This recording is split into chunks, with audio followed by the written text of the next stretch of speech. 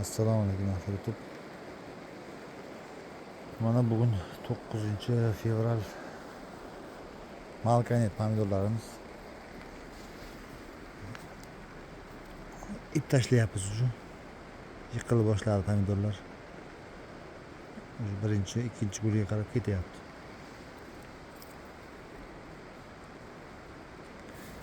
Shunda 4 ta solgan ekan, tuygan ekan tuynaklari. Bir xilda 6 ta 7 ta. Bugün siz hamma уже ipinlayapti ishchilarimiz. Shu yiqilib boshladi. Salafonlarni ochib tashladik. Bizda hozir kechqurunlari 9:10 bo'lyapti. Faqat shu 2 qavat agrovakdan tutyapmiz.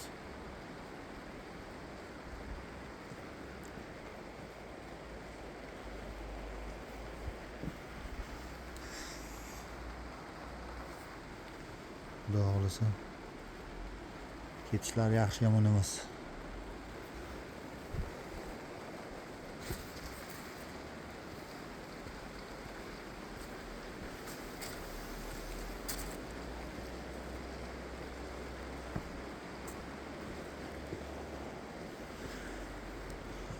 Bu tashni to'liq hammasida bargidan gul chiqarar ekanda. Buni birinchi pog'onada ko'ryapmiz. Hali 2 ta noma'lum. Gulni davomchisi bargi bo'lar ekan.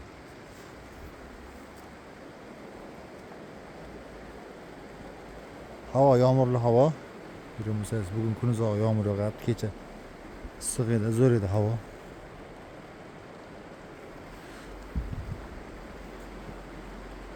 Bugun yomg'ir yog'ib qoldi.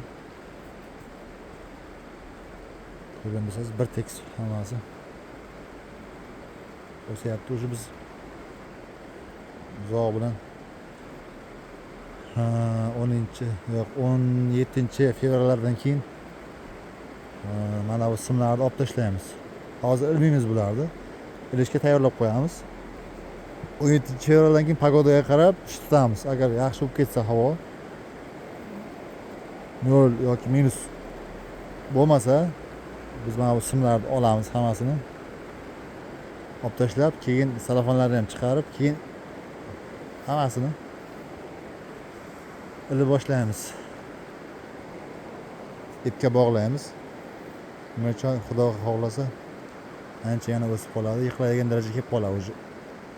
1-2% yiqildi уже pomidorlar.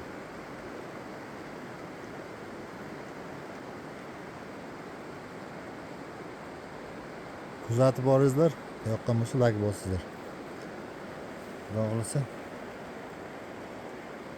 bu yil tajribada ekilgan Malkanet pomidorini yana qo'yib boraman.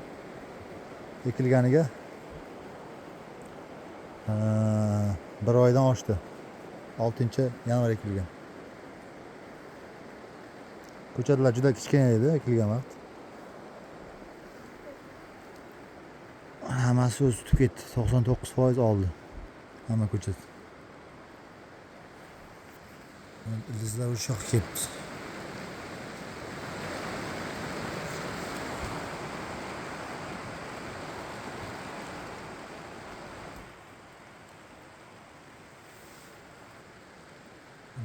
Yurishi yaxshi. Ildizlar 10 santimetrlar bor. Где-то 10 santimetr bor shu yerda.